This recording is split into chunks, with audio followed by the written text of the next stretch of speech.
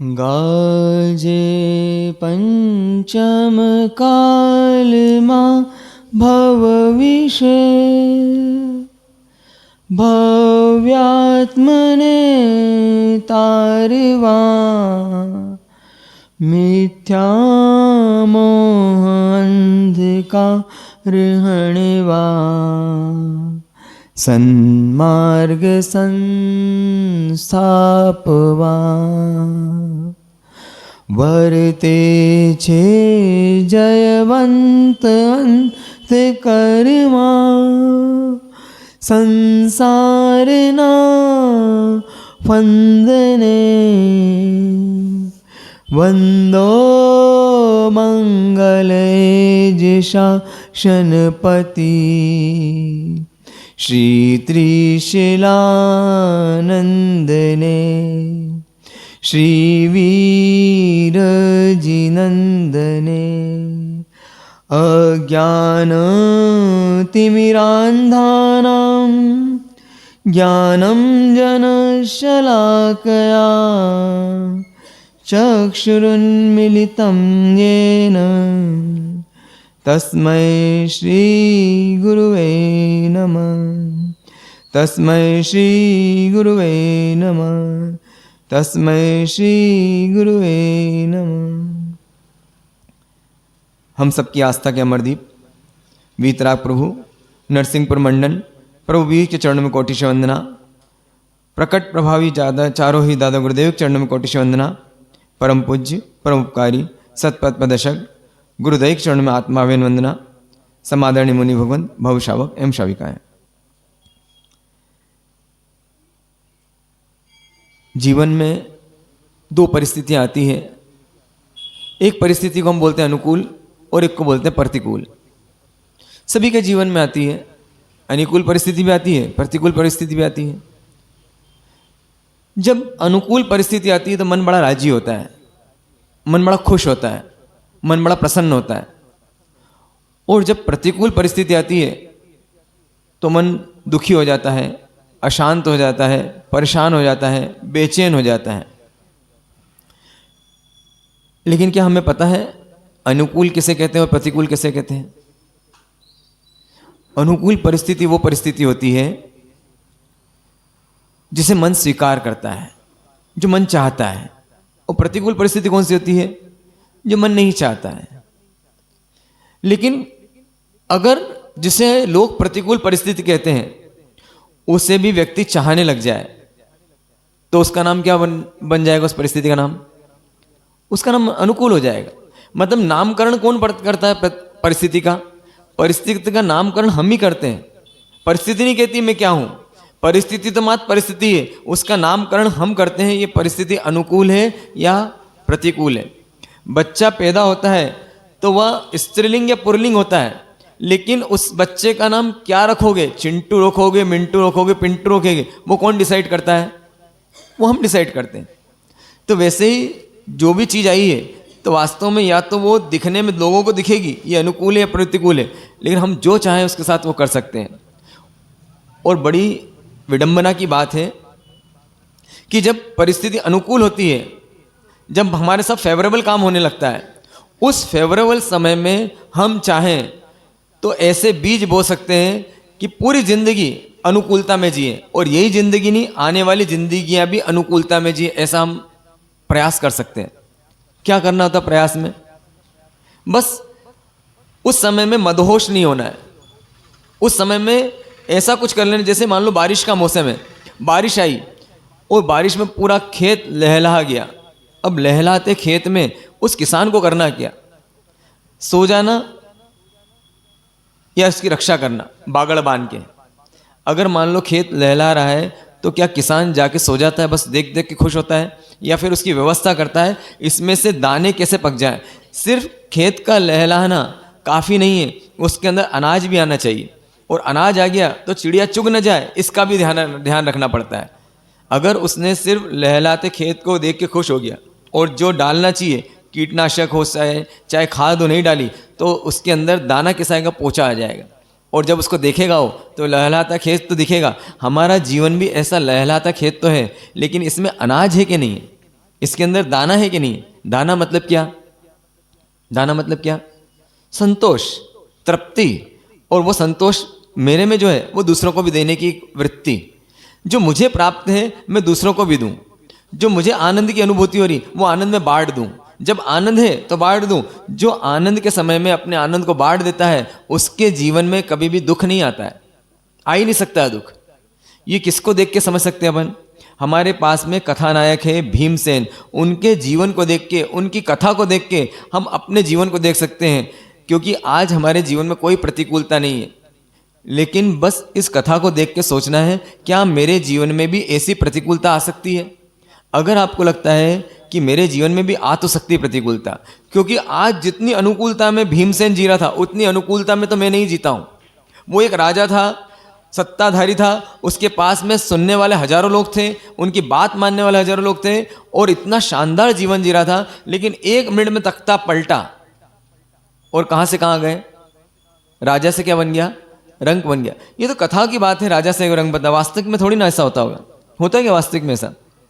हाँ, होता है वास्तविक में ऐसा? हाँ, किसका हुआ? हाँ, आपके जीवन में हुआ? किसी के जीवन में कभी ऐसा? हाँ, कि बहुत शानदार जीवन चल रहा हो, जब शादी नहीं हुई थी कितना बढ़िया आराम से 11 बजे उठते थे, मम्मी चिल्लाती थी उठ जा उठ जा, उठ जाऊंगी ना, फिर पापा क्या बोलते थे, अरे सोने दे उसको, वहाँ जाके तो ससुराल में जाते फिर काम ही करना है सुबह 6। कैसा अच्छा जीवन था, कोई सपोर्ट करने वाला था हमारा, कितने अच्छे जीवन थे। और वैसे क्या किया आपने जीवन में? एक गलती की। क्या गलती की? हाँ, शादी करना गलती है क्या? हाँ, शादी करना गलती है क्या? हाँ, नहीं है। शादी करना गलती है कि नहीं है? शादी करना या नहीं करना गलती नहीं है। देखो वापस से समझना है इसको। एक होता है निमित्त और एक होता है उपादान। निमित्त किसे कहते हैं? निमित्त किसे कहते हैं? जिसके द्वारा काम होता है उसका नाम क्या है? निमित्त। और जिसमें काम होता है उसका नाम क्या होता है? उपादान।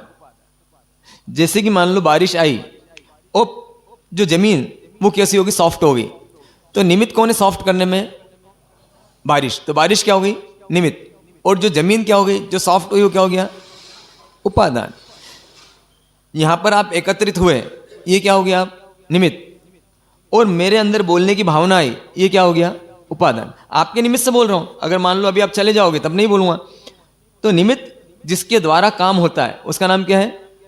जिसके द्वारा काम होता है, और वास्तव में निश्चय नहीं से देखा जाए जिसकी उपस्थिति में काम होता है, वो सिर्फ उपस्थित होता है और काम हो जाता है, उसका नाम क्या है? निमित्त। और जिसमें काम होता है उसका नाम क्या है? उपादान। समझ गए आप? जैसे परमात्मा का मंदिर है, ये परमात्मा का मंदिर है, तो ये क्या मिलेंगी आपको? निमित्त। और आपके अंदर इसके कारण ऐसी भावना है कि मैं पूजा करने जाऊं, इसका नाम क्या है? उपादान। महाराज साहब का चौमासा है, ये क्या हो गया? निमित्त। और आपके अंदर ऐसी भावना हो गई कि मैं भी संयम जीवन ग्रहण कर लूं, ऐसी भावना हुई, ये क्या है? उपादान। भोजन को देखा आपने, ये क्या है? निमित्त। और भोजन देख के आपको लगा कि कितना गंदा भोजन है, आज तो वो खाने का मन ही नहीं कर रहा, ये क्या है? उपादान। भोजन देखा आपने, खाने का पेट भर के खा लिया, फिर भी आपने रसगुल्ला देखा और मुंह में आपके पानी आ गया, तो रसगुल्ला क्या हो गया? निमित्त। और आपके मुंह में पानी आना क्या हो गया? उपादान। तो उपादान मतलब क्या? जिसमें काम होता है उसका नाम क्या है? उपादान। और जिसकी उपस्थिति में काम होता है उसका नाम क्या है? निमित्त। उसका नाम क्या है? निमित्त। तो काम किससे होता है? निमित्त से होता है कि उपादान से होता है? काम किससे होता है? निमित्त सिर्फ उपस्थित रहता है, वो कुछ करता नहीं है। अब देखो, अगर मान लो उसी निमित्त की बात करें, महाराज साहब का चौमासा हुआ और आपको आने का भाव, आप प्रवचन में आओ, ये आपकी मर्जी है, निमित्त तो है, लेकिन उपादान आपका है। आप आ भी सकते हो, नहीं भी आ सकते हो, तो निमित्त तो है ना। अभी भी खाना पड़ा हुआ है, लेकिन आपकी ग्राहक है, फोन आ गया दुकान पे से कि भाई वो 5 लाख का पेमेंट लेके आया हूँ सेठ जी, और आप खाना खाने के घर पे गए और बिल्कुल आपके अनुकूल खाना है, थाली परोसी हुई रखी हुई है, बिल्कुल परोसी, बस आप बैठने ही वाले थे और इतने फ़ोन आ गया कि भैया वो जिनसे अपन पेमेंट लेने वाले थे 5 लाख रुपये, वो आए हुए भैया हैं, वो 10 मिनट में चले जाएंगे। अब आप खाना खाओगे कि नहीं खाओगे? निमित्त तो है सामने आपके, लेकिन अब तो निमित्त की उपस्थिति होती है, उस निमित्त को कैसे ग्रहण करना या नहीं करना, किसके ऊपर है? वो उपादान के ऊपर। तो हमेशा काम किस में करते हैं हम? निमित्त में या उपादान में? हमारा सारा काम किस में चलता है? निमित्त को सुधारने में काम चलते हैं। मैं अच्छा, अगर मुझे आपको प्रसन्न रहना है तो प्रसन्न रहना क्या कर दूं मैं? प्रसन्न रहने के लिए जो जो मुझे अप्रसन्न करने वाले कारण हैं, कारण बोला तो कारण शब्द बोलूं तो क्या समझ जाना? निमित्त है, उनको दूर कर दूं। और जो प्रसन्न रखने वाले कारण है उनको पास लेके आऊं। मान लो कभी आपका बहुत मूड ऑफ होता है, बहुत मूड ऑफ है आज, आपको सासू जी ने कुछ बोल दिया, तब क्या करते हैं? मम्मी को फ़ोन लगाते हैं और मम्मी को फ़ोन लगाते हैं, मम्मी आपकी आवाज़ हलो की आवाज़ से समझ जाती है कुछ हुआ है, समझ जाती नहीं समझ जाती? फ़ोन उठाया, हेलो, मैंने बोला हेलो, क्या हुआ आज, फिर कुछ झगड़ा हुआ क्या? आपको कैसे पता चल जाता है मम्मी? अब कैसे पता चल गया? हाँ, क्योंकि आपकी आवाज में, तो ये आवाज कैसे बैठ गई आपकी? आवाज क्यों दुखी हो गए? क्यों दुखी हो गए? क्योंकि आज सासू जी ने, आज ननंद ने, देरानी ने, जेठानी ने, पति ने, भाई ने, किसी ने आपके साथ में दुर्व्यवहार कर दिया। वो दुर्व्यवहार क्या था? निमित्त था। और उससे दुखी कौन हुए? आप। तो आप क्या थे? उपादान। अब ऐसा है क्या, जैसा निमित्त होगा वैसे उपादान को बलात् रूप से वैसा होना पड़ेगा, ऐसा है या नहीं है? अगर जैसा चाहे निमित्त, आपने जैसे टीवी में चैनल दबाया, स्विच ऑन किया, वैसे उसमें वो चैनल आना ही पड़ेगा। जड़ के साथ मजबूरी है, लेकिन चेतन के साथ मजबूरी नहीं है। हमारा रिमोट किसके पास में? हमारा रिमोट हमारे पास में। अगर वो हम चाहें तो हम वो चैनल लगे, और हम नहीं चाहें तो वो चैनल नहीं लगे। मान लो आज बहुत अच्छा दिन है, बहुत खुश हो आप यहाँ से आज को सम्मान मिला, आपकी तपस्या हुई है और बहुत खुश हो, और ऐसे में आपको किसी ने पागल बोल दिया, बेवकूफ़ बोल दिया, तो आपको बहुत ज़्यादा फर्क नहीं पड़ता। क्यों? आप अंदर से क्या हो? प्रसन्न हो। जब भी आपका मूड अच्छा होता है, मान लो महाराज साहब गोचरी के लिए पधारे हुए हैं, और जैसे ही गोचरी के लिए पधारे हुए हैं और इतने में आपका सारा दूध उफन गया, या फिर कुछ अच्छा खासा बनाया था आपने और हड़बड़ी में वो सारा कुछ आपका, जैसे महाराज साहब का धर्मलाभ सुना। अब महाराज साहब धर्मलाभ क्यों बोलते हैं? आते हैं ना धर्मलाभ बोलते हैं, क्या? ताकि सतर्क हो जाओ आप कि सब गैस वैस बंद कर दो आप, इसलिए बोलते हैं। अगर महाराज साहब का धर्मलाभ बोल के आपने गैस बंद किया तो आपको मायाचारी का दोष लगता है। आपको पुण्य तो मिलता है, लेकिन पुण्य में क्या का छींटा पड़ गया? पाप का छींटा पड़ गया। इसलिए कभी भी क्या नहीं करना, महाराज साहब धर्मलाभ इसलिए बोलते हैं ताकि मान लो आप अव्यवस्थित हो तो व्यवस्थित हो जाओ। दो परंपरा है, एक परंपरा में ऐसा है कि चुपके से जाते हैं। अब चुपके से जाने में क्या होता है? मान लो आपने अच्छे से कपड़े नहीं पहन रखे हैं, अव्यवस्थित ढंग से हो, और महाराज साहब को देख के एकदम आप लज्जित हो जाओगे, शर्मिंदगी महसूस करोगे। इसलिए कुछ महाराज साहब ऐसे होते हैं बिल्कुल चुपके से जाते हैं ताकि कोई दोष न लगा ले।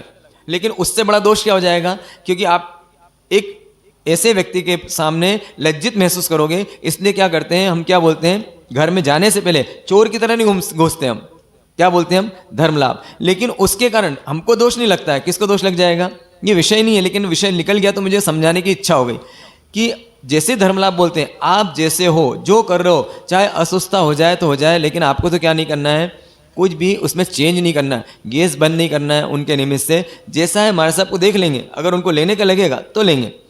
तो यहाँ पर जो निमित्त आया, उस निमित्त जैसे ही महाराज साहब आए और आपका मन बिल्कुल खराब था अभी, और आज आप सोच रहे थे, लेकिन जैसे ही महाराज साहब गोचरी हो रहा है आपने, और उन्हें बहुत अच्छे से गोचरी ओढ़ ली, मान लो आज आपका बर्थडे, आज कुछ स्पेशल चीज़ बनाई आपने और मन में भाव भा रहे थे, अब उसके बाद में वो सारी भावधारा जो थी आपकी वो टूट गई। कैसे टूट गई भावधारा? एक दूसरा निमित्त आया। तो क्या हम जिंदगी भर निमित्तों के आश्रित ही चलेंगे? हम बैसाखी के सहारे ही चलेंगे? दिन भर हम यही सोचते रहेंगे, अच्छे निमित्त आए तो मैं खुश और बुरे निमित्त आए तो मैं दुखी? तो जो हमारे भाव चलेंगे वो निमित्तों के अधीन हो जाएंगे, हम निमित्ताधीन हो जाएंगे, और निमित्ताधीन हो गए तो बस जैसा निमित्त मिलेगा बस वैसे हो गए। तो इसका मतलब क्या होगा कि हम आगे जीवन में कभी वो काम नहीं कर पाएंगे जो काम करने के लिए जन्म लिया था। कुत्ते का बच्चा या कि पशु का बच्चा भी निमित्ताधीन है, उसको रोटी डालो तो पूंछ हिलाता है, और धुतकारो तो भोंकता है। फिर हम भी ऐसा होंगे, किसी ने हम पे गुस्सा करा हम भी भौंकने लगे, और किसी ने हमसे प्यार से बात करी हम भी धूम मिलाने लगे। तो उस पशु में और हम में क्या अंतर है? तो हमें तो अंतर देखना है ना उसमें। तो इस कथा को देखते हुए हमको ये देखना है कि इन्होंने निमित्त कैसे भी थे, उस निमित्तों में ये भीमसेन अडिग रहे। कैसे अडिग रहे? क्योंकि उनके पास किसकी शक्ति थी? उपादान की शक्ति थी।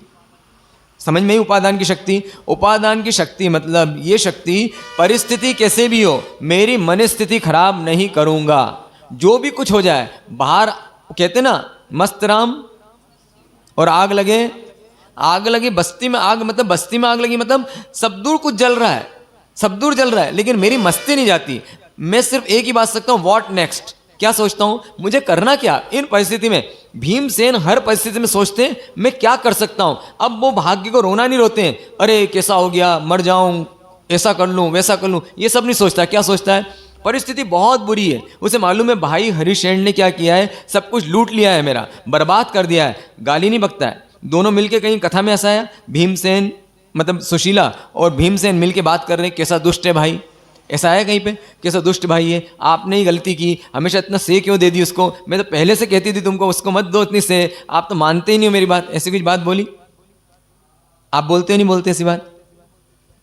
बोलते हो कि नहीं बोलते ऐसे? मैं तो पहले ही बोलती थी तुमसे, समझा समझा के थक गई, पूरा हक उनको दे दिया, सारी ताली की ताबी उसके पास है, सारा अकाउंट देखते हैं, तुम्हें तो कुछ पता ही नहीं है, बस तुम तो बेवकूफ़ बनते रहो। और आज बेवकूफ़ बन गए ना, आज मेरी सुनी होती तो ऐसा होता। ये बोलने की बात कौन करेगा? जिसको निमित्त से प्रभावित, और जो जानता है, क्या जानता है, ये सब किसका उदय है, ये सब कर्म का उदय है। मेरा भाई हरिशेन दोषी नहीं है। सबसे पहली बात, कोर्ट से बरी कर दो। किसको बरी कर दो? सामने जो निमित्त आया है उसको पहले बरी करो। कैसे बरी कर दो? जो भी आया है सामने, जिसने भी अपराध किया है, जिसने भी आपका नुकसान किया है, तुरंत आंख बंद करो। आंख बंद करके मैं इसको खारिज करता हूं, मैं इसको बरी करता हूं, बाइज्जत बरी करता हूं। क्या बोलोगे अपने आप को? मैं इसको बाइज्जत बरी करता हूं। किसी ने आपका अपमान किया और बहुत अपमानित महसूस कर रहे हो आप, आंख बंद करो। सबसे पहले मैं इसको बाइज्जत बरी करता हूँ, फिर बात करूँगा। इसका कोई दोष नहीं है। दोष किसका है? मेरे कर्म का है, इसीलिए तो इसने मेरी बेइज्जती। मान लो कोई दुकान पे आया और पैसे लेना बाकी थे उसके, और आपसे अपशब्दों में बात करके गया। किसी ने सामान लेके गया और मान लो किसी कारण से सामान उसको काम नहीं आया उसका, और आपको आके वापस करना है आपकी दुकान पे, भैया ये सामान वापस कर लो, और आप बिल बना चुके हो, टैक्स लगा चुके हो। अब बिल वापस कट नहीं सकता है, कटेगा तो 14% टैक्स आपको भुगतना पड़ेगा। मान लो, मुझे पता नहीं सिचुएशन क्या होती है, लेकिन आपको लेने की भाव नहीं है, और जैसे आपने बोला भैया वापस नहीं होगा माल, और उसने गाली बकना शुरू करी आपको, और विवाद इतना बढ़ गया कि आसपास के लोग भी देखने लग गए, और हो सकता है उसने एक आध आपकी पिटाई भी कर दी। अब बोलो क्या मन में आएगा आपके? पुलिस केस करूं इसके पर, मार डालूं इसको देख लूँगा, दुकान बंद करके जाओगे, नेता के पास जाओगे, पुलिस के पास जाओगे। एक सेकंड रुक जाओ, बस एक सेकंड। सिचुएशन हो चुकी, आंख बंद करो। सबसे पहला काम क्या करो? मैं उस व्यक्ति को बरी करता हूँ। किसको बरी करता हूँ? बरी करना मतलब क्या? छोड़ता हूँ उसको, उसकी गलती नहीं है। गलती किसकी है? वो तो सिर्फ चिट्ठी लेकर आया था। किसकी चिट्ठी लेकर आया था? कर्म राजा की चिट्ठी लाया था तो, और वो घटना घटने घट गई। सबसे पहले उसको बरी करता हूँ। हे मन, तो शांत हो जा, तू देख ये तेरे कर्म का उदय आया था और तू फिसल गया। तू कर्म के उदय में फिसलता नहीं तो ये सिचुएशन इतनी बुरी नहीं। कोई बात नहीं, एक कर्म आया था, वो कर्म कट चुका है। अब कर्म पे कर्म मत डाल। अब कर्म पे कर्म डालेगा तो वापस कर्म बनेगा। अब तू भूल जा, सब भूल जा। जो अपमान हुआ वो अपमान कुछ देर का है, और अपमान तुझ तक ही है बस, और किसी तक नहीं है। कोई किसी को लेना देना नहीं है। बस तू शांत हो जा। न मुझे उस पर केस करना है, न पुलिस में जाना है। जो हुआ था हो गया, मिट्टी डाल और शांत हो जा, और परमात्मा के पास जा। 10 मिनट जाके बैठ और परमात्मा से बोल, परमात्मा आपका जीवन और मेरा जीवन कैसा। इसलिए हम परमात्मा के जीवन से हमारे जीवन की तुलना करते हैं। बार बार महावीर स्वामी की कथा क्यों सुनाई जाती है? उनके जीवन में जितने उपसर्ग आए, उतने उपसर्ग किसी परमात्मा के जीवन में नहीं आए। उन उपसर्गों को देख के हमको अपने उपसर्ग देखना, मेरे उपसर्ग क्या उतने बड़े हैं। इस भीमसेन के उपसर्गों को देख के देखना, क्या भीमसेन के उपसर्ग कितने बड़े हैं। जो रोटी के एक टुकड़े के लिए लाले पड़ गए, जिसके बच्चों के पास में एक रोटी का टुकड़ा नहीं है। ये कहानी ऐसे लगती है कि कहानी है, लेकिन कितने ही लोगों के हम तो मिलते हैं जीवन में, लोगों के उनके जीवन में मिलते हैं, उनको लगता है कि वास्तव में। अभी हाल ही प्रेरणा दीदी हमको लेके गए थे किसी घर पे। कौन का घर था वो?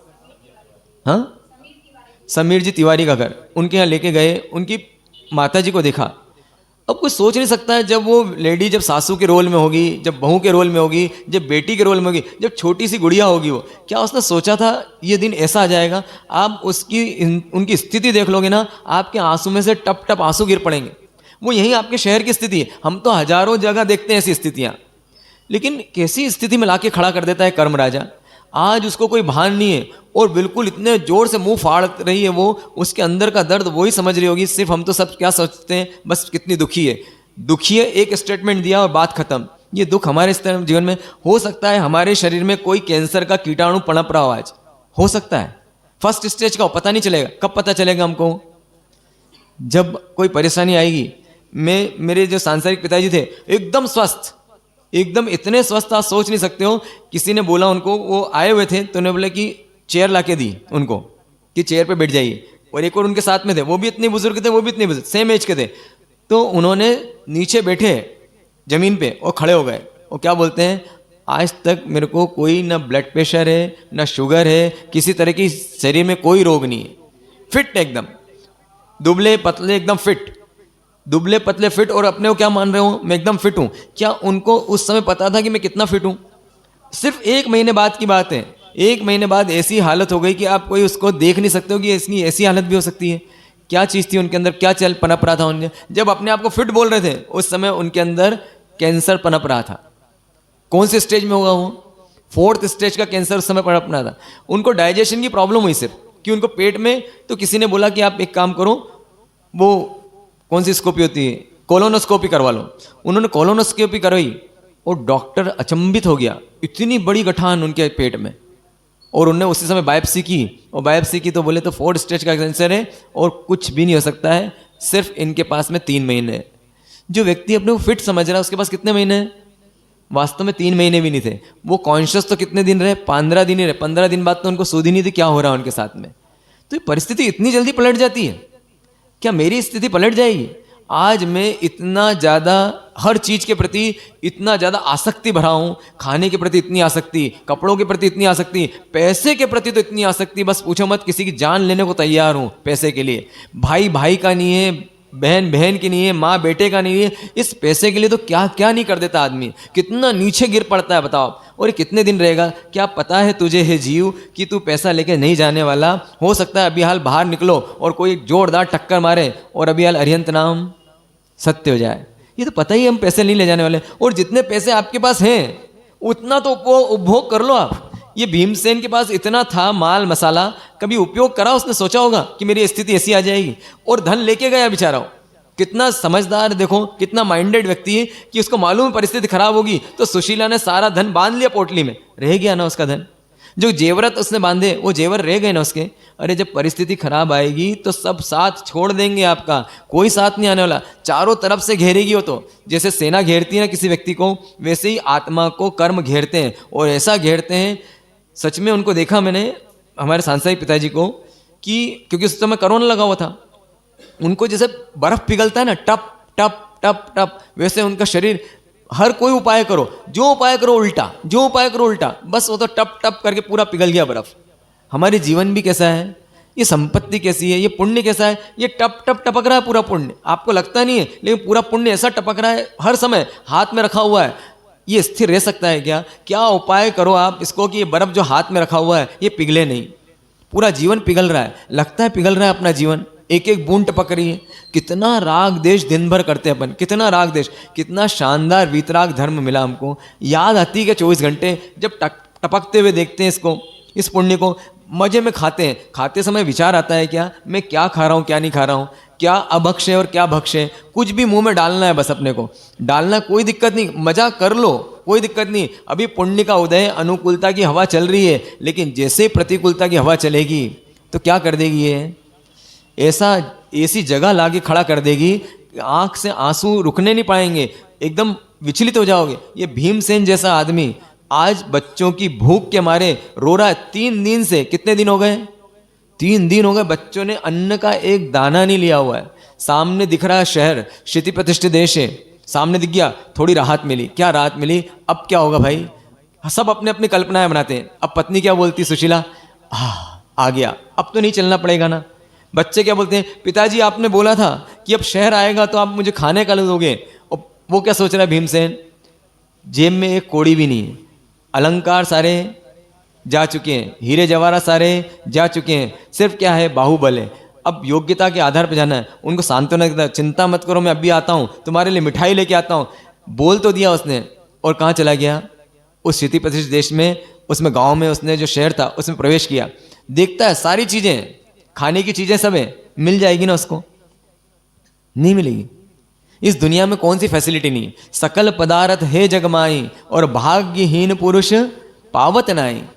दुनिया में सारी भोग की चीजें रखी हुई है, लेकिन किसको मिलती है वो?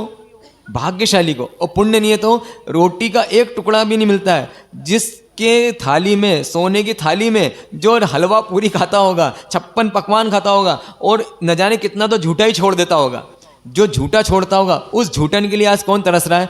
क्योंकि बच्चों 3 दिन से भूखे हैं, तड़प रहे हैं, उसको मालूम है 3 दिन से मैंने इनको खाना नहीं दिया है। अब उसको सिर्फ कितनी अपेक्षा है?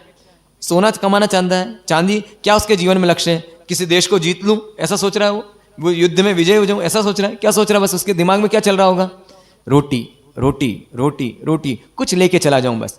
अब देखता है सारी दुकानें, लेकिन कहाँ जाऊं, कैसे कमाऊं, क्या करूं? ठेला चलाऊं, भीख मांगूं? भीख तो मांग नहीं सकता, राजा है।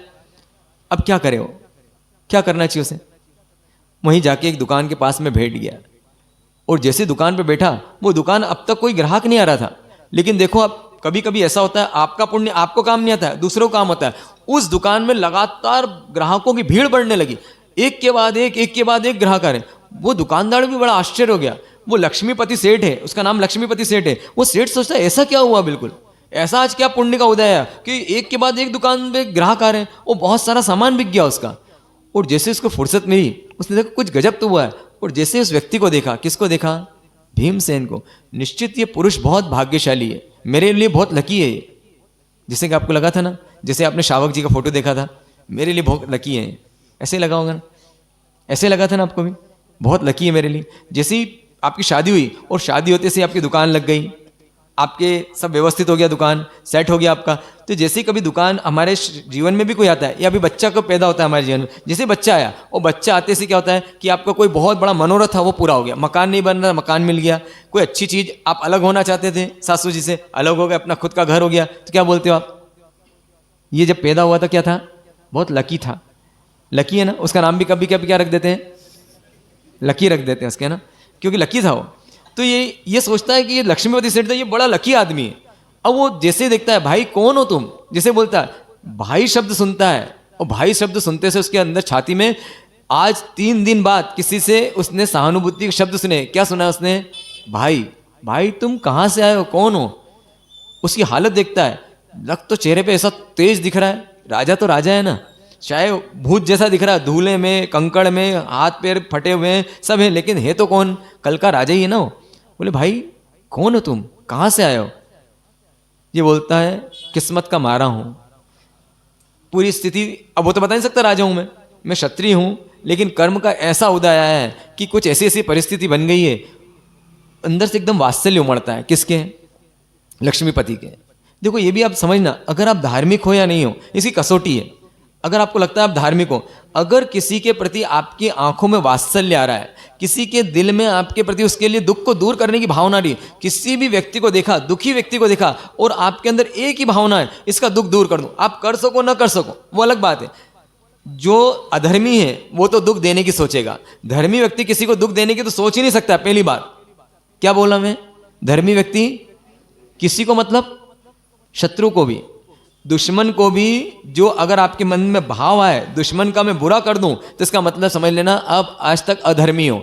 अगर आपके अंदर ये भाव आता है मुझे किसी को दुखी तो करना ही नहीं है, किसके अंदर भाव आएगा ऐसा? जो जानता है कि दुख तो कौन देता है, दुख तो मेरे कर्म देते हैं, वो कभी किसी को दुख देने की तो सोचेगा ही नहीं। अगर आप दुखी देने की सोचते हो तो इसका मतलब अधर्मी हो। और धर्मी हो के नहीं है देखना, आपको चेक करना है, तो बस देख लेना क्या किसी का दुख दूर करने की भावना आती है क्या आपके अंदर। अगर किसी का दुख दूर करने की भावना आती है तो इसका मतलब है आपके अंदर धर्म प्रवेश कर चुका है। अगर नहीं हुआ है तो आपको बहुत अभी प्रयास करना पड़ेगा, और अगर ऐसा हो चुका है तो उसको और बढ़ाने की आवश्यकता है। मन में आया, अब कहाँ पे आना चाहिए? आपके वचन पे आना चाहिए, और वचन पे आ गया तो कहाँ आना चाहिए? शरीर पे आना चाहिए। किसी का मैं दुख देख ना सकूं और देख के मैं रुक ना सकूं, वो रुकेगा नहीं, उसके बाद तो क्या करेगा वो? उसको कैसे मैं सुखी कर दूं, ऐसा भाव आएगा अंदर में। क्या कर दूं ऐसा? अपना नुकसान करके भी ऐसे ऐसे जीव देखे मैंने जो अपना नुकसान करते भी क्या कर देते हैं, दूसरे का कैसा भला कर दूं। ये कौन जीव है? ये जीव अब क्या बनने वाले? अरिहंत बनने वाले। अरिहंत की पात्रता क्या है? सभी जीव करूं शासन रस्सी, मतलब कोई दिखे उसको और मैं इसको कैसे सुखी कर दूं, और सुखी करने के लिए मेरी जान भी अगर मुझे देना पड़े तो क्या कर दूं? मैं अपनी जान भी लगा दूं। पैसा तो फिर कितनी छोटी बात है। कभी आपके परिवार में कोई कमजोर व्यक्ति है तो क्या उसको देख के ऐसा लगता है इसका दुख दूर कर दूं? आपके पास अरबों रुपए, करोड़ों रुपए हैं, बोली बोल लेते हो आप, लाखों रुपए की बोली यहाँ पे बोल लेते हो, लेकिन कभी ऐसी भावना होती है कि उसका दुख दूर कर दूं, मैं उसको 1-2 लाख रुपए दे दूं, उसका मकान की एक मंजिल बनवा दूं, कम से कम बेचारों किराया आ जाएगा। या कभी ऐसा होता है क्या, दुख देने की भावना होती है कि दुख दूर करने की भावना होती है? तो मान लो भाई भाई में केस चल रहा है, मान लो कोई केस चल रहा है, ऐसा होता है कि मेरे केस लगाने के कारण कितना दुखी होगा यार, मैं केस उठा लेता हूँ, जो इसका होना हो जाए, सब इसको दे देता हूँ यार, मेरे कर्म में होगा वो मुझे मिलेगा, जा आज से सब कुछ तेरा, जो ये पूरी जमीन ले ले और जो जो तेरे को चाहिए सब ले ले, और जो बचा हुआ है ला मेरे को दे दे। और आपकी किस्मत में होगा तो जो बचा हुआ टुकड़ा भी मिलेगा ना, उसके एक के कितने हो जाएंगे, करोड़ हो जाएंगे। हो सकता है जमीन में से धन निकल जाए, निधान निकल जाए। तो क्या ऐसे भाव होते हैं कि अंदर मैं दुखी नहीं करूंगा? अगर दुखी करने का भाव हुआ, अगर बदला लेने का भाव आता है, अगर बदला लेने का भाव आता है तो वो कौन जीव है? वो अधर्मी जीव है। कौन जीव है? अधर्मी जीव। अच्छा, पाकिस्तान से बदला लेने का भाव आता है क्या आपको? पाकिस्तान से बदला, बड़ी बात करता हूं थोड़ी, वहां से शुरू करते हैं पंत। पाकिस्तान से बदला लेने का भाव आता है कि नहीं आता है? हाँ, अगर उसने अपने यहाँ के सैनिकों को मार डाला तो क्या हम बदला नहीं लेंगे? कायर है क्या? ये जैन धर्म है ना, अहिंसा परमो धर्म, मतलब कायरों का धर्म हो गया। हमने समझी नहीं बात को, अहिंसा को समझा नहीं। अहिंसा को नहीं समझने के कारण हम जब ऐसी बात करते हैं, करुणा की बात करते हैं, तो आपको क्या लगता है करुणा की बात मतलब कुछ मत करो, सामने वाला कुछ भी कर दे। मान लो घर में आपकी माँ बेटी है और मान लो किसी दुश्मन ने आके हमला किया और उसको उठा के ले जा रहा है, तो क्या बोलना? अहिंसा परमो धर्म। भैया अच्छे से लेके जाना, बिल्कुल इसको, है ना, और मैं तो अहिंसक का पुजारी हूँ, तो भाई ले जा तू इसको। ऐसा बोलने के लिए बोल रहा हूँ कि मैं दुश्मन के प्रति कौन सा भाव नहीं करना? बदले की भावना नहीं आना। तो बदले की भावना नहीं आनी चाहिए। तू ले तो जा रहा है, लेकिन भाई आराम से लेके जाना, मैंने बड़ी नाजों से पाली है इसको, है ना, ज़्यादा कष्ट मत देना। ऐसे ही बोलोगे ना, अहिंसा परमो धर्म, मैं लट्ठ तो उठा नहीं सकता हूँ, ऐसा बोल रहा हूँ क्या मैं? समझने, इसी का नाम स्यादवाद है। क्योंकि हम जब बोलेंगे करुणा की बात, तो करुणा की बात बोलेंगे, उसमें ये मत समझ जाना हम कायरता की बात बोल रहे हैं। कायरता अलग है और करुणा अलग है। कायरता इस बात को बोलते हैं कि आप में शक्ति नहीं है, शक्ति होते हुए और शक्ति का प्रदर्शन नहीं करना, इसका नाम क्या है? बहादुरी है, इसका नाम क्षमा है, इसका नाम उदारता है, इसका नाम करुणा है। और आप कमजोर हो, और कमजोर होकर आप क्या डींग हाँकते हो, भाई मैं तो तुझे माफ करता हूं, इसका नाम कायरता है। ध्यान रखना, यहाँ पर आपको विरोधी हिंसा की छूट है। अगर आपको कोई हमला करता है तो उस हमले का जवाब देने की छूट है। अगर आपके देश पे किसी ने हमला किया, उस हमले का मुंह तोड़ जवाब देने की आपको छूट है, उसमें पाप नहीं लगता है। क्यों पाप नहीं लगता है? क्योंकि आपको एक हिंसा है, उस हिंसा का नाम है विरोधी हिंसा। कोई आपको मारे तो अपना बचाव करने की आपके अंदर क्या है? छूट है। उसके लिए अगर वो मर भी जाए तो आपको पाप लगेगा नहीं लगेगा? नहीं लगेगा। ये देश का कानून भी बोलता है। लेकिन सम्यक रूप से समझना इसको, अंदर क्या होनी चाहिए? अंदर करुणा होनी चाहिए। पाकिस्तान के प्रति क्या होनी चाहिए? अंदर बेचारा क्या करे, वहाँ देवगुरु धर्म नहीं है उनके पास में। देवगुरु धर्म नहीं होने के कारण उनके अंदर हृदय में वो करुणा ही नहीं है। तो बेचारा क्या करेगा? वो तो बेचारा क्या करेगा? तो मुझे बचाव तो करना है मेरा, लेकिन उसके प्रति मुझे कैसे भाव होना चाहिए? परमात्मा करे इसके अंदर भी वो करुणा आ जाए, जिन धर्म प्रवेश कर जाए इसके अंदर। इस आत्मा में जिस दिन जिन धर्म प्रवेश करेगा, ये भी क्या बन जाएगा? ये भी आर्य बन जाएगा। अभी क्या है? ये अनार्य। तो उसके प्रति हित की भावना है, लेकिन साथ में बदले की भावना नहीं है। हम अपना बचाव कर रहे हैं, बचाव करते हुए भी क्या भावना है? हित की भावना है। दोनों कोई कंट्रोवर्सी तो नहीं है, दोनों अलग अलग तो बात नहीं है। मान लो ऐसा हो जाए कि सासू जी है, सासू जी ने आपका सामान जो था आपके पिताजी को बहुत बड़ा बुला बोल दिया। अब क्या करना?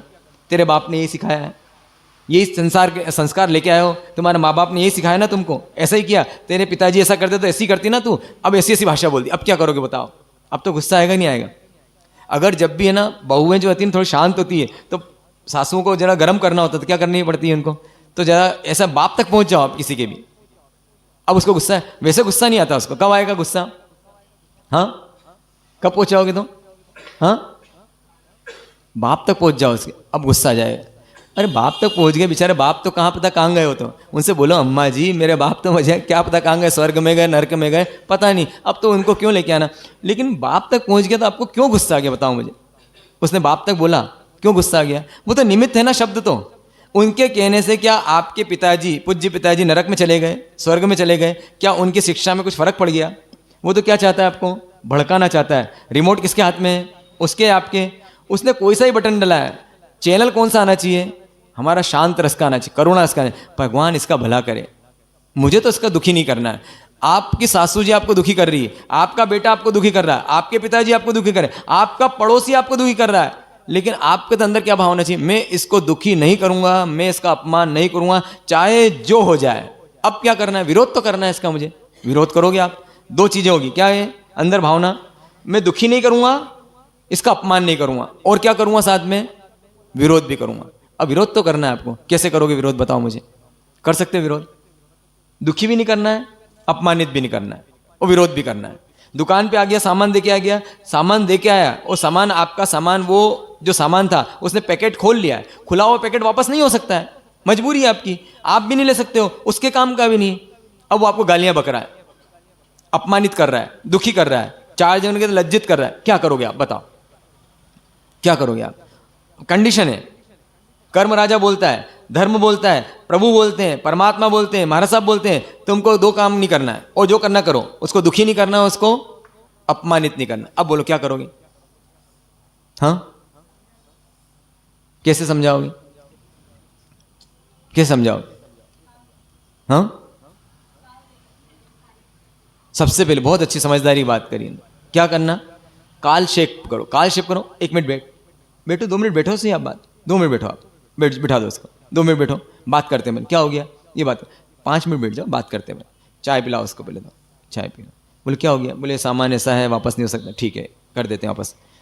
सामान उसमें निकाला, लिया, मैं फ़ोन लगा लेता हूँ भैया, या फिर क्या करता, मैं जो करता था, मैं सामान रख लेता था, रख जा भैया, शाम को शाम तक बात करेंगे, इसको रख के चला जाए। अब जब रख गया ना, तो शाम तक उसको पहले ठंडा हो जाता हूँ, जो गुस्सा लेके आया वो सब। अब उसके बाद क्या करो? शाम को आया भैया, अब सबसे सोच लो क्या हो सकता है? ये माल बिक सकता है, नहीं बिक सकता है, उसका भी नुकसान नहीं हो, मेरा भी नुकसान नहीं हो, ऐसा कुछ हो सकता है क्या? ये पैकिंग खुल तो गया, क्या पैकिंग वापस से पैक हो सकता है क्या? अब सील ही तोड़ दी उसने बॉटल की। अब बॉटल की सील तोड़ दी, क्या हो सकता है उसका? कुछ नहीं हो सकता है। नहीं हो सकता भैया, तो कोई बात नहीं, देखते हैं अपन इसको क्या हो सकता है। इसको मैं बेच दूंगा, बेच के अगर पैसे आ गए दे दूंगा, तेरा बिल रख जा, तेरा फ़ोन नंबर रख जा, 5-7 दिन बाद आना, 7 दिन तक अगर बिक गई आधी कीमत में, फ़ोन लगा लो उसको, भैया आधी कीमत में बेच दूँ क्या? वो तब तक तो खुद ही ठंडा हो जाता है। क्या मैं अपना ईगो को पीछे रख के, बस ईगो पीछे रख लो थोड़ा सा, मुझे अपमान नहीं करना है, व्हाट नेक्स्ट? क्या करना है मुझे? अगर कोई लड़ने आता है, बस उसके काल शेप कर दो, क्योंकि अभी भूत सवार है। क्योंकि क्या आए हुए हैं उसके अंदर?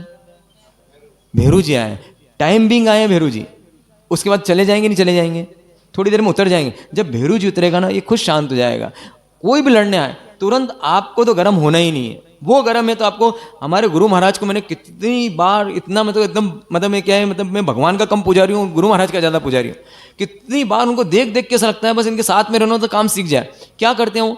जैसे ही कोई आवाज़ ऊँची करता है, ऐसा नहीं है उनके जीवन में नहीं आती है परिस्थितियाँ, जब लीडर की पोस्ट पे रहते हैं ना, बहुत परिस्थिति आती है। ऐसे ठोक ठोक के चिल्ला चिल्ला के बात करने वाले देखिए उनके सामने, ऐसे चिल्ला चिल्ला के, वो भी भक्त उनके, जो कभी भक्त रहे हों, और जब कभी विवाद चलता है दो गच्छों का या दो गुटों का आपस में विवाद, वो उस गुट को फॉलो करता है, जोर जोर चिल्ला चिल्ला के, ऐसे जमीन ठोक ठोक के चिल्ला के बात कर रहे हैं। और मार साहब को देखा मैंने, मार साहब को देख कैसे, उनकी आवाज़ इसे आवाज़ में बात कर रहे हैं, उसकी आवाज़ ऐसी हुई तो मार साहब की आवाज़ ऐसे, उसकी आवाज़ ऐसे, इनकी आवाज़ ऐसे, उनकी आवाज़ ऐसे, मार साहब चुप, मौन एकदम। अब उससे उससे क्या होता है? वो व्यक्ति फैन हो जाता है उनका। क्या गजब बात है। जब वो घटना घट चुकी होती ना, तब उसके पास में आता है, बोले यार क्या बात है यार, मानना पड़ेगा यार, ये इसको कहते हैं गुरु। वास्तव में साधु में साधुता दिखनी चाहिए ना, सिर्फ नाम का साधु, कपड़े का साधु होना चाहिए कि वास्तव में तो तिरंगे कपड़े हैं, लेकिन आप भी साधु बन सकते हो। कैसे बन सकते हो? उस समय बस ऐसा सोचो कि मैं कौन हूं? मैं महावीर हूं। मैं कौन हूं? मैं मुनि मनीष सागर हूं। ऐसा हो जाए, मैं ऐसा सोचता हूं, नाम नहीं लेना चाहिए उनका, लेकिन मैं ऐसा सोचता हूं। कभी मैं सोचता हूं ना, मैं कभी परिस्थिति कैसे लड़ूंगा, कोई परिस्थिति आ जाए, बस मैं सोचता हूं मैं महाराज साहब हूं। अब महाराज साहब होते तो क्या करते हैं? जैसे मुझे ये बात आती है, कोई आदर्श बना लो अपना। अगर महाराज साहब होते तो क्या करते हैं? ऐसा करते हैं, बस ऐसा करते हैं, मुझे भी वैसे ही करना। अगर महावीर स्वामी होते तो क्या करते हैं? ऐसा करते हैं, बस मुझे भी वैसे ही करना। इतनी सी बात है। तो भीमसेन है ना, अब यहाँ पे भीमसेन के जीवन में ऐसी परिस्थिति आ गई, अब वो क्या करे समझ में नहीं आ रहा, लेकिन जैसे जैसे सद्भावना के शब्द बोले, इसका मन गदगद हो गया और एक संभावना लगी। क्या संभावना लगी? शायद अब कुछ बात बन जाएगी। किसी से प्यार से बोलते ना, तो उससे बस इतनी सी हो जाती है, उसको एक मन में सहानुभूति हो जाती है, तो कम से कम इतना काम तो करना। ये भीमसेन की कथा में सोचता हूँ थोड़ी आगे बढ़ा दूँ, बढ़ती ही नहीं है, लेकिन हाँ बढ़ती ही नहीं आगे। बढ़ा दूँ कि 5 मिनट में थोड़ी सी आगे? हाँ क्या है? 2 दिन में गुफा से बाहर ही आ पाया खाली। 2 दिन में गुफा से 3 दिन हो गए ना, देखो अच्छा 3 दिन का था, 3 दिन चलते हैं, चलो आगे बढ़ा ही देते हैं इसको, ठक ठक ठक ठक आगे बढ़ाते हैं। अब जैसे उसने जो था लक्ष्मीपति सेठ था, लक्ष्मीपति सेठ ने इससे बोला कि भाई क्या चाहते हो तुम? बोले मस्त काम चाहता हूँ और काम के प्रति दाम चाहता हूँ, मुझे कोई काम दे दो। बोले कोई बात नहीं, मेरी बहुत बड़ी दुकान है और दुकान में तू आ जा आराम से, तुझे देख के लगता है कि तू मेरा यहाँ काम करेगा। बोले सेठ मैं अकेला नहीं हूँ, मेरे साथ में 3 जीव और भी हैं जो मैं शहर से बाहर छोड़ के आया हूँ। बोले कोई बात नहीं, चिंता की बात नहीं, हम 5 भाइयों का परिवार था, 4 जो भाई हैं उनकी पत्नियाँ और भाई वो सब शांत हो चुके हैं, वो इस दुनिया में है नहीं, उनके घर खाली पड़े हुए हैं, उसके अंदर रह जाना आराम से तू। बात रही खाने पीने की, तो मेरे दुकान में काम करना, तुझे मैं 2 रुपये महीना दूंगा। उसके बाद में साथ में तेरी जो पत्नी है, उस पत्नी मेरी पत्नी है, उसके साथ में घर में काम हाथ बटा देगी। और बदकिस्मती से मेरे बच्चे भी नहीं है, बच्चे नहीं है तो घर में बच्चे होंगे तो चहल पहल हो जाएगी, तो खूब खा पी आराम से रहे और साथ में 2 रुपये तुझे तनख्वाह भी दूंगा, वो तेरी पूरी सीधी सीधी बचत हो जाएगी। जैसी सारी बातें सोची उसने, सारी बातें सुनी। क्या बातें सुनी? नौकरी लग गई है, रहने का काम हो गया है, बच्चों की भूख मिट जाएगी। खुशी के मारे पागल हो गया हो, तो आंख से आंसू आ गए। क्यों आंख से आंसू आ गए उसके? क्योंकि सोच भी नहीं सकता था इतनी जल्दी कर्म का उदय चला जाएगा। आज कल का राजा आज 2 रुपए की नौकरी मिलने पे क्या हो गया? वो खुश हो रहा है 2 रुपए की नौकरी मिलने में। कल का राजा बताओ उसको, कल का राजा आज सिर्फ रोटी की व्यवस्था हो गई उसमें खुश हो रहा है। कल का महल में रहने वाला राजा आज झोपड़ी मिलने पे क्या हो रहा है? वो खुश हो रहा है। और इतना खुश हो गया हो तो बोले आज इसे काम पे लग जा। बोले सेठ मैं काम पे से लग जाऊं, लेकिन एक मेरी समस्या और हल कर दो। बोले अब क्या समस्या बोल तेरी?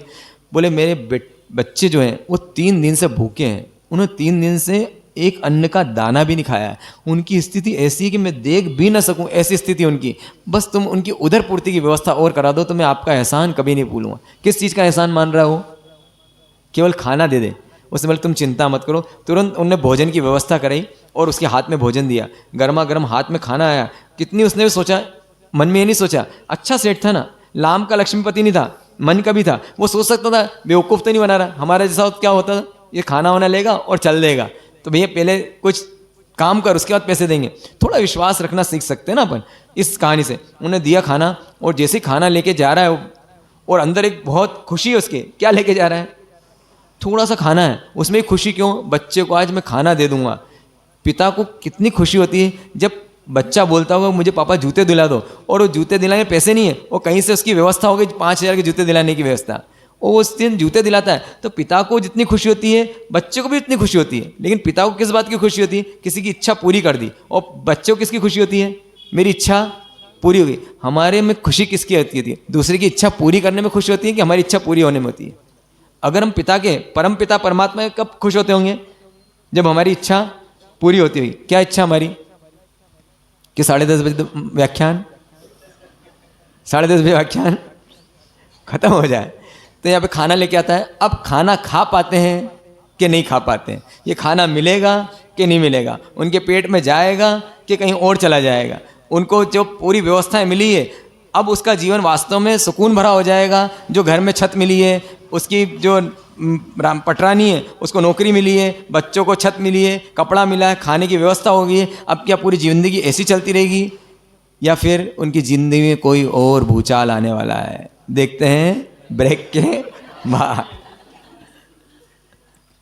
सहजानंदी शुद्ध स्वरूपी हूँ अविनाशी आत्मस्वरूपी, देह मरे छे हूँ नहीं मरतो, हूँ अविनाशी आत्मस्वरूपी, सहजानंदी शुद्ध स्वरूपी हूँ अविनाशी आत्मस्वरूपी, देह मरे छे हूँ नहीं मरतो, हूँ अविनाशी आत्मस्वरूपी, सहजानंदी शुद्ध स्वरूपी हूँ अविनाशी आत्मस्वरूपी, देह मरे छे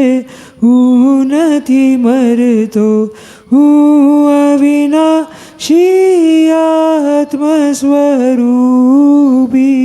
पचखान उपवास सूर्य उगे अभद्रम बचे तीन ब्रह्मासनम खायम सायम पाणाहार पोरसी 60 पोरसी मुट्ठी से बचे नतनम सर्वोस रही आयम्बिल निवि एकाशना व्यासना उगे सूर्य नोकारसी पोरसी 60 पोरसी मुट्ठी से बच गई उगे सूर्य चौम ब्रह्मासनम पाणम खायम सायमतरम गुसनम पच्छन गण दिशा सावणमतनम आयम्बिल निवि पचकई अनथणम भुगणम सहसागणम लेवा लेवं गत सुखितणम पड़ुच्चम पाठ्यम एकाशनम व्यासना बचगई तीन ब्रह्मासनम खायम सायमतरम गुसनम सागर औंटम सगुरुपटन पैठन पाणस्य ले वेणवा अले वेणवा अच्छेणवा बहुल सजन वोसराई 18 तारीख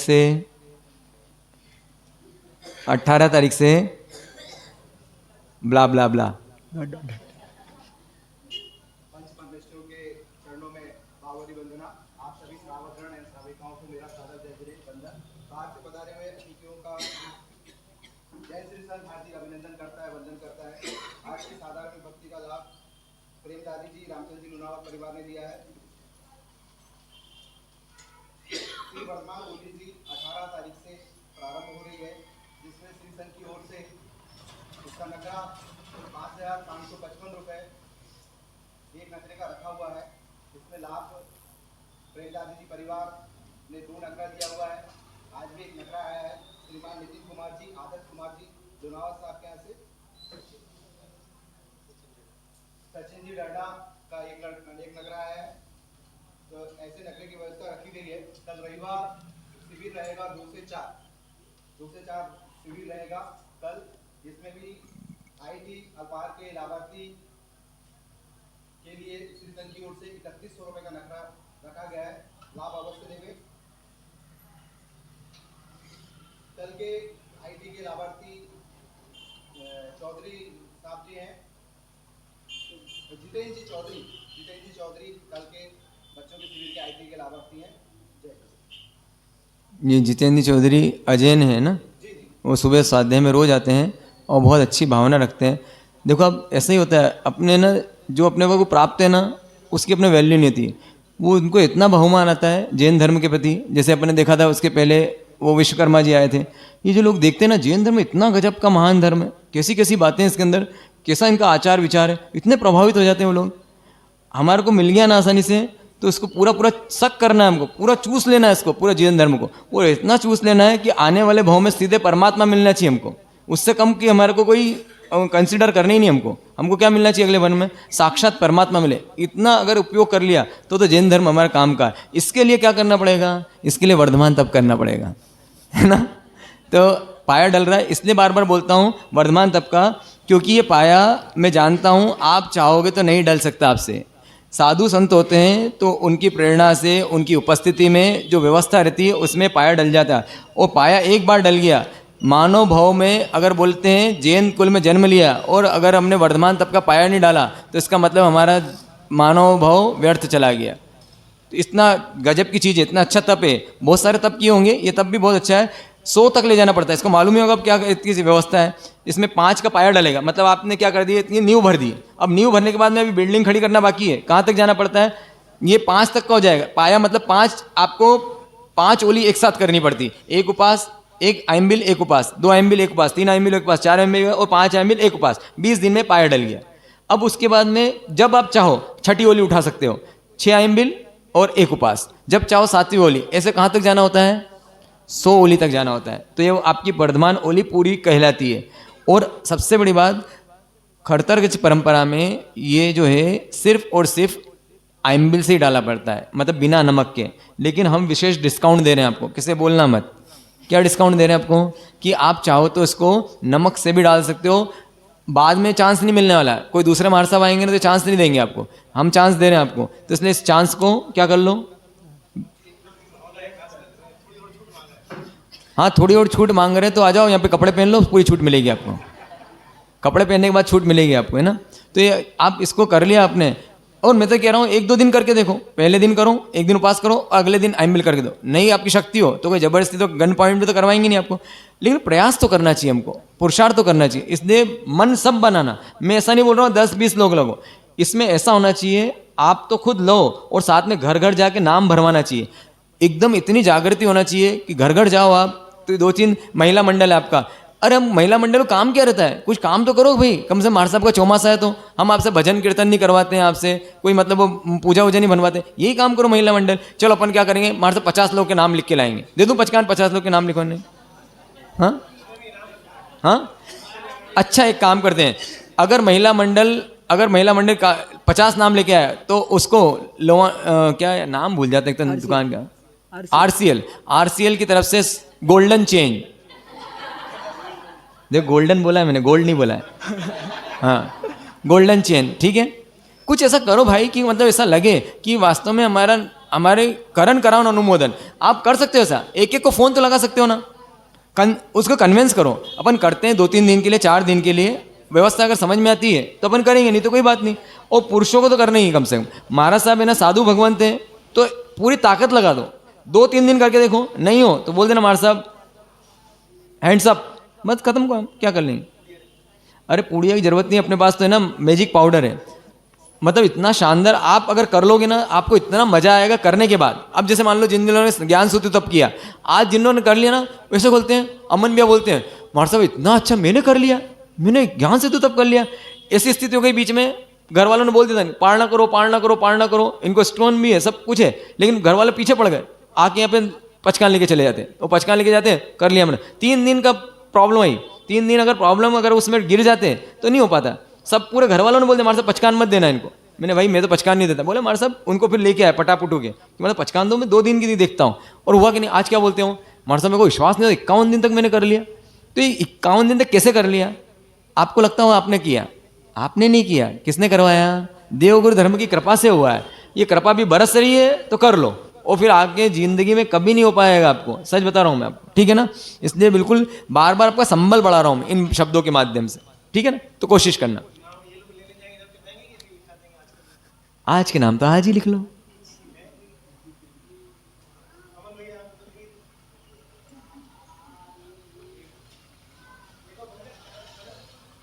अपने सब है ना, अपने देखो एक और बात होती है, कभी कभी ऐसा भी करना चाहिए, आपके लिए बता रहा हूँ मैं ये टेक्निक, मतलब मैं बता रहा हूँ किसी को बताना मत। कभी कभी अपना नाम लिखवा के बाद में कटवा देना, लेकिन आपके नाम लिखने से 2-4 लोग और भी नाम लिखवा दे, ये कर रही है, इसके जैसी कर रही है, जैसे बोलते अच्छा प्रेरणा ने भी अपना नाम लिखवा दिया, अरे अब जैसे क्या होता है, अब ये करी तो हमको तो करना ही पड़ेगा। देख ला, हाँ करेंगे ना, चलो ठीक है ना। तो चलो इच्छामी कमाशनो, अरे कुशल भैया नाम लिखवा रहे हैं क्या? कि चेन के लिए बोल रहे हो कि अच्छा चेन के लिए, अच्छा यूँ ऐसा। तो कोशिश कर लो आप, देखो कोशिश करने में कोई दिक्कत नहीं, और अपना नाम तो लिखवा ही दो। नाम लिखवाने भी रजिस्ट्रेशन तो हो गया आपका। आप मान लो हो सकता है ईश्वर न करे आपके प्राण रात को ही निकल गए, तो क्या लेके जाओगे? वर्धमान तप के पाए का आप क्या लेके जाओगे? भाव तो लेके जाओगे। जैसे कि नाग केतु ने, नाग केतु का सुना था ना उदाहरण, उसने सोचा तेला करूँगा, कब करूँगा मैं? पयुषण आएंगे, और रात को इसकी माँ ने उसको जला दिया, तो अगले जन्म में क्या बन गया वो? सेठ का बेटा बन गया, और अंदर भावना उसी जन्म में। कहानी सब सुनी हुई है आपने, मैं तो बस आपको मोटिवेट ही कर सकता हूँ, फिर आपकी जैसी मिल जाए ना, करना तो आप ही को है, ठीक है। इच्छामी कमा